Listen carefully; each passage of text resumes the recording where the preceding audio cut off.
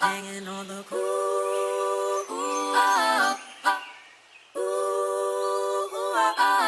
Hanging on the cool. Banging on the speakers, ayy. This shit feel nostalgic, ayy. Feel like I was Frank, ultra from the palette, ultra from the aura, ayy. Shine like ultraviolet, ayy. You should bag up from me, cause I tend to get violent. Say I'm going easy. But hey, yo, it's the BSPGT coming to you live from a studio, maybe near you, depends on where you're listening from. I don't know. This man Trav and Matt, the Fusion Dance Downs, aka the Mon Gods, aka the deadliest backcourt in the podcasting industry, going over Gachiakuda episode 17, titled I was about to read the first sentence to the synopsis, titled Mediocrity. Memories of a Mediocrity. And then we have Tougan Anki episode 16, titled Not So Bad. Bro, they're talking about the episode. Right, exactly. Not so bad. It's coming around. We're gonna see with this next episode. We're gonna. So, Trav, I think both of us were really in love with episode 17 of Gachiakuda this week. So, do we want to just do Tougen first? Yeah, because I got. Okay. All right, guys. So I'm gonna read the Allen Iverson overview really quick. Tougan Anki episode 16, titled Not So Bad. This episode focuses on a high stakes rescue mission at a hospital that has been set on fire by the Momotaro Corporation. Shiki, Jin, and Naito split up to deal with the developing crisis. Following his rescue, Jin reveals that a girl he once helped, it's the girl he saved from, never mind, stupid overview, not a girl he once helped, the girl that he rescued from the car accident earlier in the day. Jin reveals that the girl he once helped has been taken hostage in the ongoing conflicts. He and Shiki rush to the hospital to save her, but Dano, sensing a strong enemy presence, breaks away from the group to confront an opponent. Is that what happened? That is not really what happened.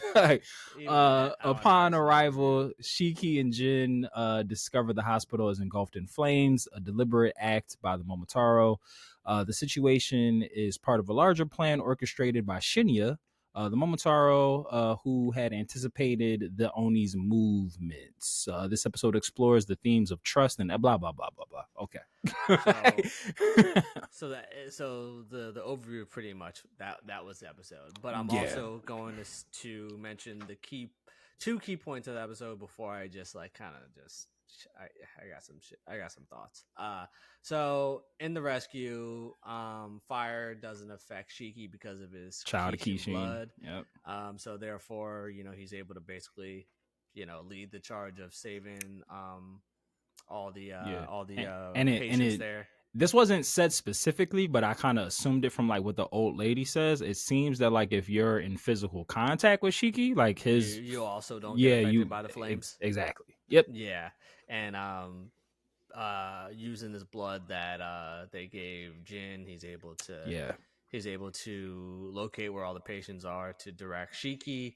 End of the episode when Shiki and Jin learn that they took her sister as a hostage to lure out Shiki, knowing that they're not going to get the help from the battle unit because they're not just going to go off of a whim.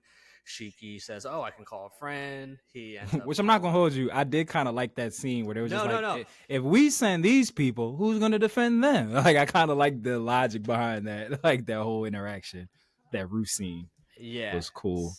Oh, I like the bull. My echo cancellation isn't turned on. Good old echo cancellation. So I keep on hearing my echoes. Gotcha. Fun stuff. Well, you're good on my side. You're straight. Right. Yeah, I don't hear it on my side. All right. Hopefully that doesn't bother me in this episode. But anyways, so he calls what's his name again? Is it Hikato or Mikado? Who we talking about? Who Shiki calls for the favor. Oh yeah, his brother that hasn't been proven. Mikado. Yep. Mikado, yeah, he calls Mikado, and but as he's calling him, Shinya is watching him. That whole and scene was then- fire too. I like. this was a good scene, and then because then he realized, then Shinya starts to put two and two together, and he's like, is Mikado talking to Shiki right now? So he asks to speak to him on the phone, and then he realizes, yep, that's him. And Mikado is kind of looking at Shinya like, yo, why is he getting so excited? Like, what's up with him? And I feel like Mikado is probably realizes in that moment that Natsu is actually Shiki.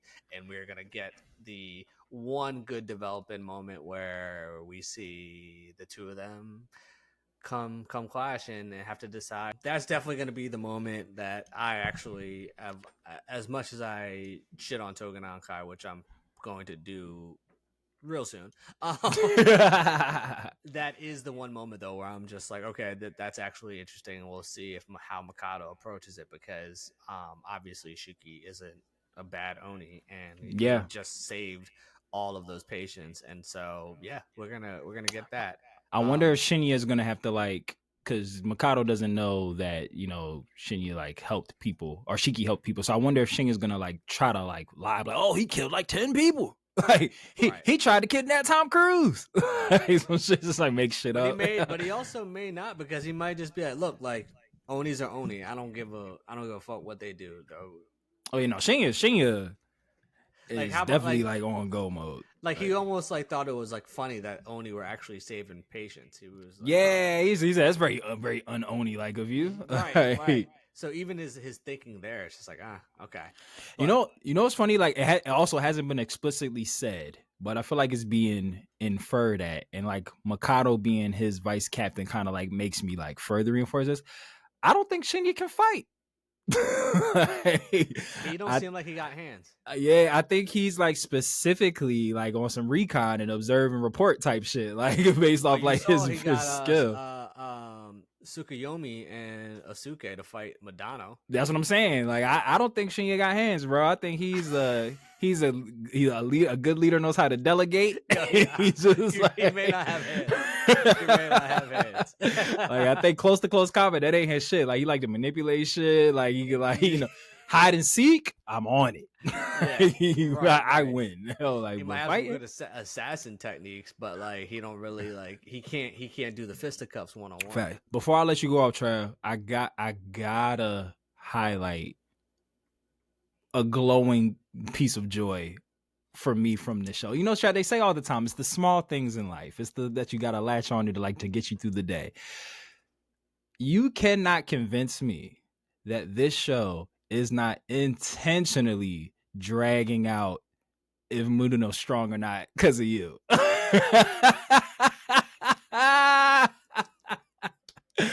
I'm like, dog, they're just spitting in Trav's face at this point, like it's got to be intentional.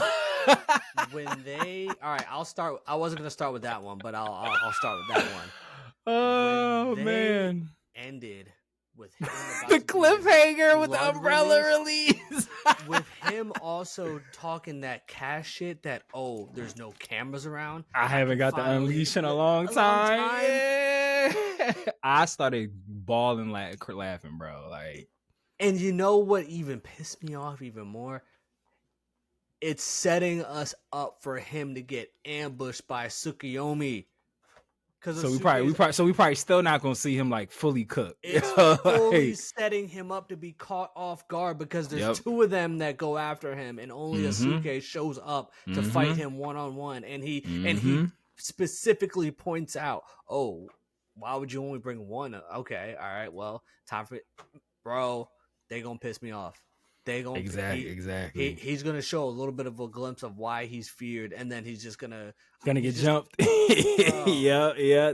You know what, Trey? They probably super gonna piss you off, because they probably gonna like have both of them start one-on-one, both holding back, not really doing it, and then once Mudano's about to like start to really get like, oh shit, I better stop playing around, that's when he's gonna get jumped.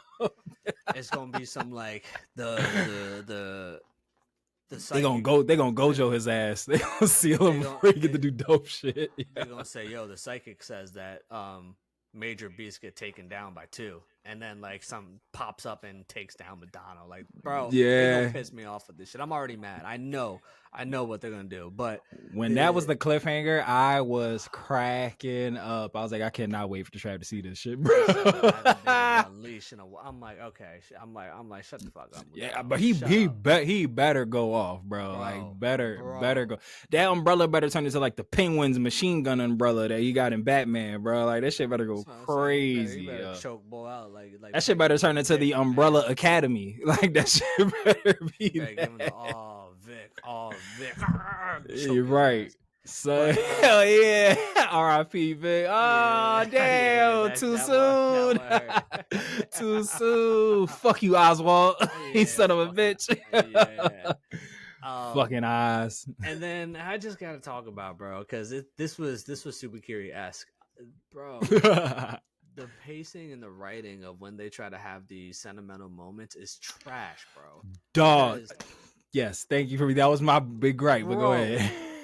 When they had that little montage between Shiki and Kogasaki, where he's accepting that, oh, I never thought that I would ever need help from others. I never thought that, I would rely on others. I'm like, there has not been enough character development between the two of them. Thank you. Moment. They've had three conversations, bro.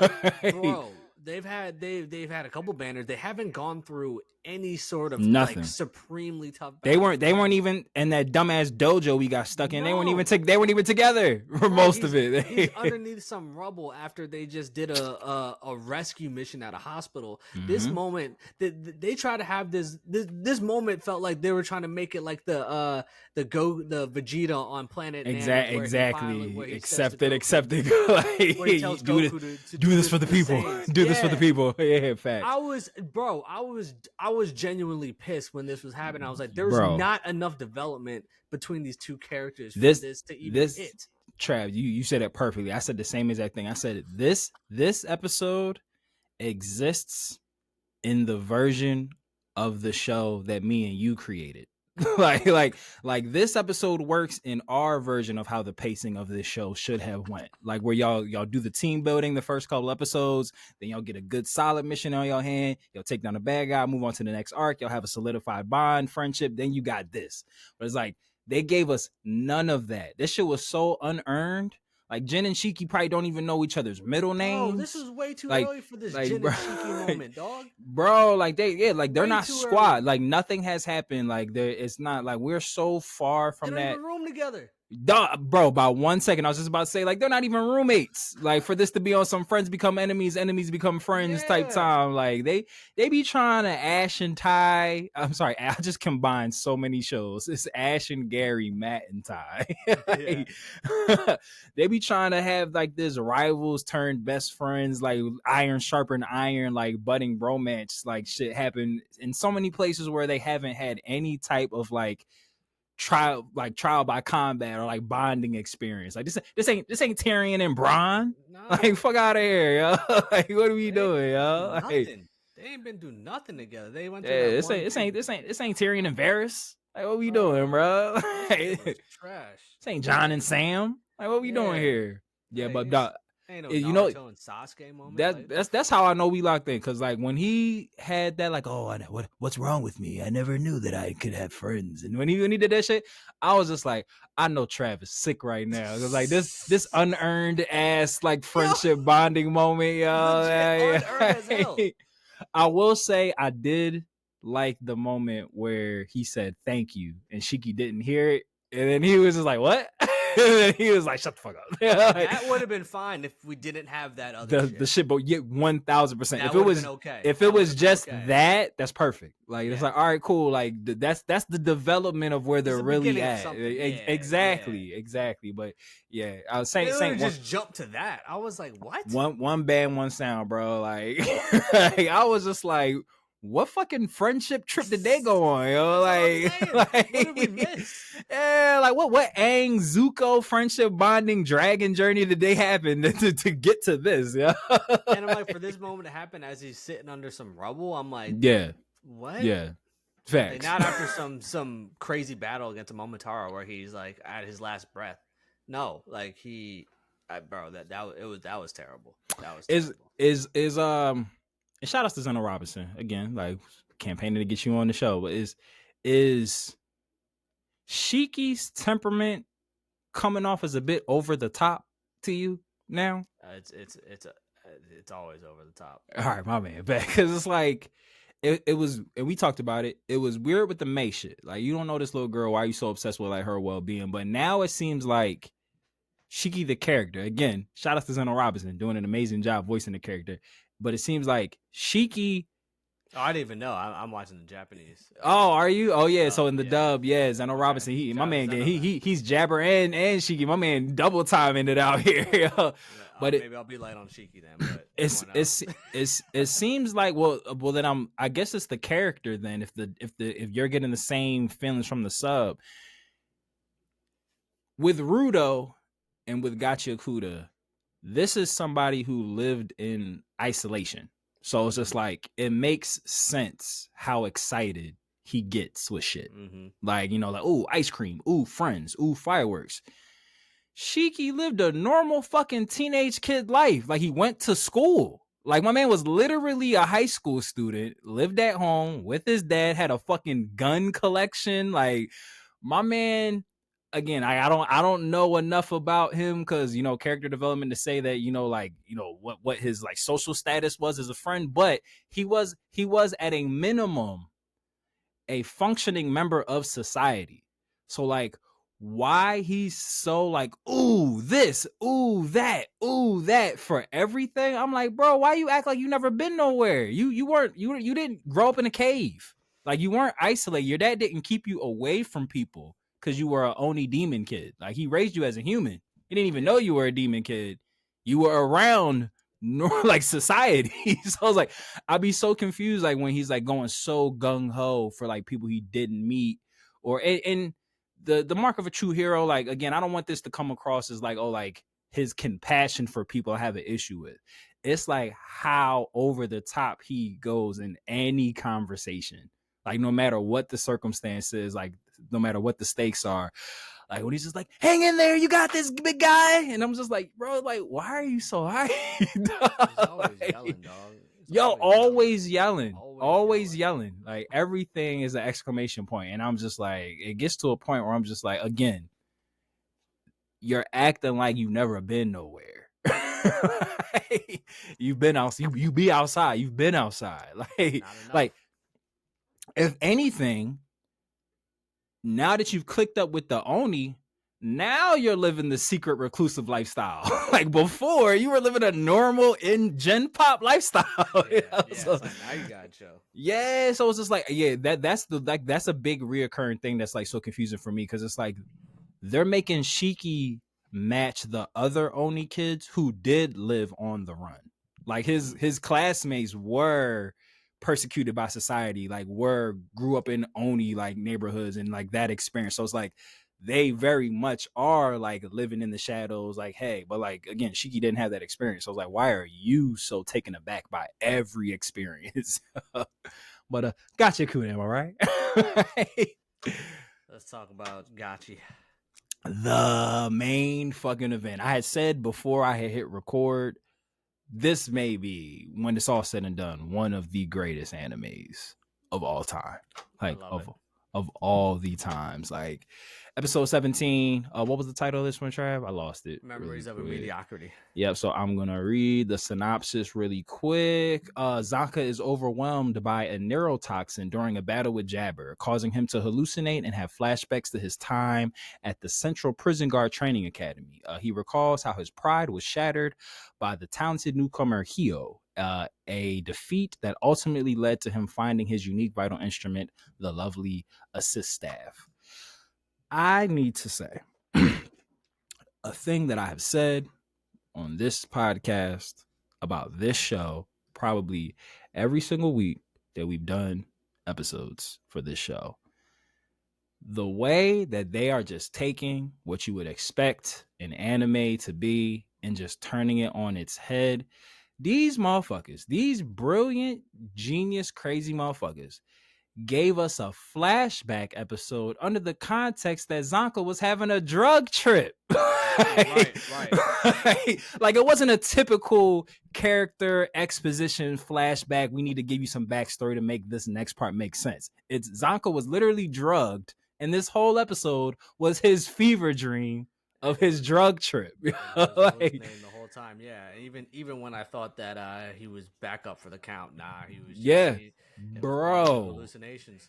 Dog, I like again, like I don't want to seem like I'm like this is hyperbole and like I'm over exaggerating. I've never seen no shit like that. Like you gave us, because Trav, you've mentioned that Zanka is probably the character that we know the least about at this point for the cleaners. Like we didn't really get anything. So it's just like any anime could have easily just given us a normal Zanka backstory. Like the whole episode could have just been the episode as it was without that last scene. And us as anime watchers would have been like, that was a nice backstory for Zanka. I enjoyed that. And I need to know where Hyo is at now. Right. But not only did they give us what if a she's back... the one to save Zanka? Oh, yeah. And I don't, maybe I'm reading... If he gets saved, if he like... Yeah. I don't know if I'm reading too much into this, but Hyo looks a lot like Tamsi. Like a lot. Like the eye color, the hair color. Like I don't know if there's anything there. Tamsi's another character that we don't really know too much about. So I don't know if there's like any relation there. And wasn't Tamsi and Zanka the two that like took down Amo? Like they were the last two standing? Yeah. So I wonder if there's something there. I wonder if Tamsi and Zanka have like a pre-existing relationship, if there's like if he's related to Hyo at all. But yeah, again, just to kind of go back to me gushing over this show. Like I'm watching this episode. I'm like, because Trav, me and you had actually said last week when we were trying to kind of do our reckless speculation, like, do we think this is really it for Zanka, or are we going to get like a flashback episode? We kind of was both right and wrong all at the same time, because we got a flashback episode, but the way they prefaced it was like, nope, it's a drug trip. And my man is just, he's fucked up right now. And like you said, go ahead, bro. No, I really hope that like Jabber throws him to the trash piece and Hyo comes out of nowhere. And, like, something, because I know Trav. I remember last week we were both saying like we don't know if we necessarily, because this show has done such a good job with like taking what you think is going to happen and going totally left. Me and you had both said we didn't necessarily know if we wanted Zanka to come back to quote unquote life with like a new weapon, like his staff is now transformed into a new weapon, like a sword or something. We didn't know, because we felt like that would be a very cliche, to say the least, like anime trope. Like, oh, you think they're down, they come back with a new unreleased power. But they stayed steadfast and like even doubled down that Zanka is not a natural talent. He is a mediocre. He is somebody who just has the ability to like give and has to work really hard at it. Like, it's just not something that comes naturally to him. We learn that he comes from noble blood, and we see once again the repeated themes of classism within the show. And people. So, quick question for you, Trag, and I did want to watch it a second time to see if I missed something, but I do remember the part they were saying that Zanka's from noble blood, but they also had said the students originally thought Zanka was a natural. So I'm wondering if he just like lied about his whole backstory. Because remember, they were like, oh yeah, the girl, his dad's this, he heir to the throne, his sister, this, that, and the third. And then they were like, there was a line in there that had said something along the lines of just like, basically like, oh, must be nice to be a natural, something along those lines. And Zanka was basically like, he's just like, oh, like, I'm not a natural. He's like, I just work like a motherfucker to make y'all think that I'm a natural. So I wonder if he was lying about everything, or if it was like was just that part that he is a mediocre and not a natural talent, like people think he is. I didn't get the vibe that he was lying about his whole backstory. I think he was just playing to the idea that because he was a noble blood, he did have a natural talent, when actually he was not. He did have noble blood, but he didn't have that's a good point talent. That's a good point. But because he worked so hard, and he was so good, it appeared that's probably that was the reason why, and he didn't want to like especially if he comes from a line of like naturals, like then like that would make sense. But I mean, that's you gotta, something has to be said for Zanka as a character that he trains so hard that he tricks people into thinking that he's a natural. Right. Like people assume that he's a natural. Like something's got to be said about Zanka. Like I'm liking the layers of the Zanka character, Right. Like because even when we first were introduced to him, like it seemed like there was like this. It's weird because it's like he's very mysterious, but it's not like there's nothing like shrouding him. Like it's not like they're like covering anything up. It's just he just don't really talk about himself like that. So. Yeah, and once again, we got the man that has a way with words. Engine was able to motivate and get through to Zanka when he said, "Can a mediocrity get better than the natural talents?" He said, I hope you'll prove me wrong. He's like, I hope you'll be the one to prove me wrong. Yeah, I loved all of that, bro. Just like I need an Engine like backstory too. Just like why he was collecting the cleaners like the way he was. Like what cued him onto Zanka? Like what made him be like, oh, there's somebody that I should like. And, like how did he know he was in that well? And do you think they specifically showed Rio with him as to like just trying to signify that she's the OG? Original? Yeah. That's what I picked up from that too. And I feel like that was another cool way to show that relationship, because I feel like Rio and Engine are never really alone in scenes. It's always like a group ensemble, and like they're like talking as like a group thing. So it's like to see that like Engine apparently like put this whole team together is kind of like, that's really fire, as opposed to like they just got like Arca threw them together. Like seems like Engine had a lot to do with like, oh, this is my team, I'm gonna handpick my guys. I hope we get an episode where we kind of find out how Engine stumbles upon these talents. Like how does he just happen to be in the area where right place, right time? Where Zanka is in a well sulking. How does he know that Rudo is falling from the spear? I didn't even think about that. Damn, bro. I didn't even think about that was a thing that like and seemingly had asked him. She was just like, what were you doing out there? And he was like, just kind of brushed it off. Right. Dang, I didn't even think about that. I want to get an episode, or at least a little bit into the inside of how he just be appearing and just knows where to collect this talent, Yeah, damn. I wonder once if again Engine... in this he had said like, doesn't he say something like, oh, I just happened to be passing by the area? Yeah. I wonder if he like there's by. Yeah. Damn, yeah. Dude, that looks more lore, baby. Like there's so much they can do that. Like, like how does Engine know where to be and when to be there? Like I also cannot wait for this in the English dub, but I have a note that says Jabber is nuts, and nuts in capital, but in parentheses in a good way, because when he starts to say, oh, I want to join in on the party, and just starts dog, I was crying. I lost it, man. I'm like, because this Negro is crazy. Jabber so it's like Jabber likes fighting so much, so he sends Zanka into a neurotoxin fever dream in which they're fighting, and he sees that Zanka's having such a good time fighting him in his dreams. He's like, hey, big dog, what about me? Yeah. he's like don't fight Dream, Jabber. He's like, I'm trying to get down, bro.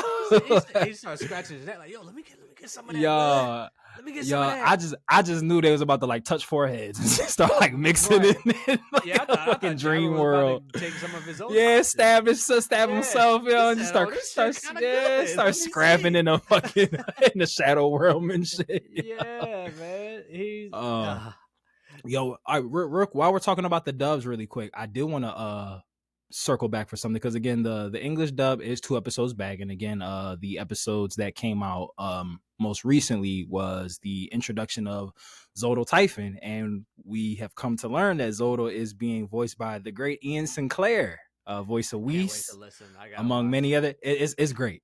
So what I wanted to ask you, Trav, having not listened to it yet, do you think the casting of Ian Sinclair as Zodal, who we know Ian Sinclair usually plays very layered characters, does this kind of give you more fuel to our theory that maybe Arca isn't as much of an upstanding guy as we think? Maybe Zodal isn't as much of a bad guy? Because I feel like Ian Sinclair just being a straight villain is very weird. Like it's like very. Whis not a villain. I mean, I don't think so. Anti-hero for sure. Yeah. No. Well, I mean, like I feel like you know who the English dub, like like the Texas hub. I feel like they go to specific people for specific types of characters. I think the Like, answer is we got to get Ian on the show and to see if he wanted to change his persona a little bit. You only think I do. True. To good characters, but I wanted to switch it up on you. But nah, I don't know. I mean, I think that we're gonna learn more. I definitely do think that Ian Sinclair does voice characters, and it changes. Definitely falls in that mold, bro. And it changes the tone of the character because in the sub, Zodel has like a very like deep voice, like deep, stereotypical bad guy voice. Interested to hear the Ian. It's Weiss. It's like it's not as high as Weiss. Yeah. But it's extremely like matter of fact. Like it's very much matter, which makes sense because like Rudo was saying, like, yo, I feel like I'm being imprisoned with just his words. And Ian Sinclair has like a very loquacious, like somebody who like has a very like deep dialect like to his voice. You really so it's like just get lost in his words, for sure. Yes. So I'm saying like when I went back and watched the dub episode, like the character of Zodel is completely different in the dub, like the tone, like the vibe, and it's just like, oh, I'm very interested in to see like where the Zodel character goes through from there. But I'm trying to think, we pretty much touched on everything from Gachikuta from this episode. I love that his stick was a mistake. I thought that was so cool, yo. I thought that was like a fire ass like cool origin story when he was just like, oh yeah, I thought I was being different and I wanted to pick something that wasn't like the obvious choice, so I put this shit on the table by accident. Yep. That's the funniest shit. But I was like, yo, again, like just snaps for the writing team. Like I can't speak highly enough for the creators and the writing staff for this team. Is again, like they just take common, like they've taken if it ain't broke, don't fix it, and turned it into if it ain't broke, hey, let's try it this way too. It's still dope. like it's like they're taking very like deep rooted anime trope, like foundational anime tropes, and just doing it just a slight bit different, but it's just like making it's like a breath of fresh air. It's like a whole new world just by like, oh hey, let's take this very common anime decision and just change it 1 degree to the right instead of the left. And just let's see what happens with the show. And bro, they're just knocking it out the park every single time. Mm-hmm. Every single time. I'm trying to think if there was anything else from this episode that just can't wait for next week. Yeah, because I was about to say, nobody else was really seen in this episode, right? It was all just Zanka and Jabber stuff. Yeah, like we didn't see, we haven't circled back to Rio and the electric hair lady fight or Rudo and Zoda. But yeah, I'm just, again, when it's all said and done, this may go down as one of the greatest animes like of all the time. But before we close this bad boy out, good brother Trav, do you have any final words of wisdom on this lovely Friday? No, I'm just gonna leave a question for the people. Is it truly over for Zanka? Ooh, we shall find out, bro. Just ending thing, like when you get that scene when Zanka's still on drugs and he stands up and he calls his lovely assist staff and he's about to cook, and you're just like, oh shit, all right, maybe it's about to turn into a sword, like let's see what happens. And then it's just like drug hallucination, and he's like, he's just I was like, oh shit. And then when he starts like dragging him away, I was like, I was really concerned. I was like, oh shit, like wait a minute. I was hurting on the inside. I'm hoping. Yeah, like when he was just, I was like, damn, like this Zanka's really fucked up right now. like because there was a moment when Zanka started like laughing, I thought he was gonna like break out of it. Yeah. Like when he started like, but then when he like was laughing so hard that he started like crying and like his blood, like the veins in his eyes started like turning red, I was like, oh, my man is suffering right now. Like he's hurting. Yeah, but they're like having him just laugh. It was on some like the Joker type shit when he like be hitting people with the laughing gas and stuff. Like, I was like, yeah, this is yo, come save him. Yeah, facts. Somebody he needs some help. Where the little bouncy baby ball the part of the kid squad? Where's she at? Like, Right. help your man's out. You need some help. You need I don't even know that baby's name. Like, I wonder what her I want her like release of her vital instrument to be on some like Yoruichi off Bleach, like when she's using like her power, like the claws and stuff and everything. Yeah. Like when she's using like her body. Yeah, I want it to be that, like her energy and everything. I feel like it's cool. That was a Guida, the baby with the dinosaur pajamas on. I think that's what her name is. It looks like an Iran car. Yeah, that's what I'm saying, yo. Like I want her shit to like be on something like she like turns into like a feral animal, like the aura of an animal, like a fucking badger or some shit. Yeah. It goes around there, something with claws. Well, all right, it's all the listeners, it's all the fellow travelers, new listeners. Then what is it? It's all the lifers, new listeners, and fellow travelers.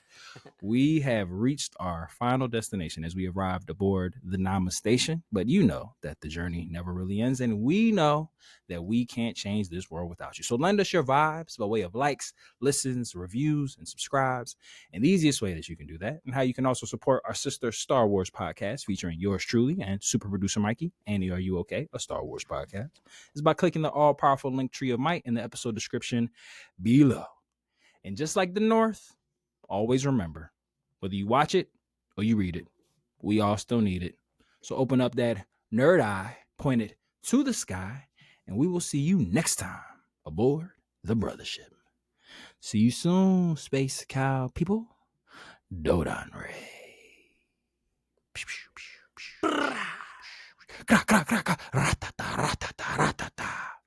That fufu lame shit, I ain't with it. Said everybody niggas say you fit it. Ratata. Later, nerds.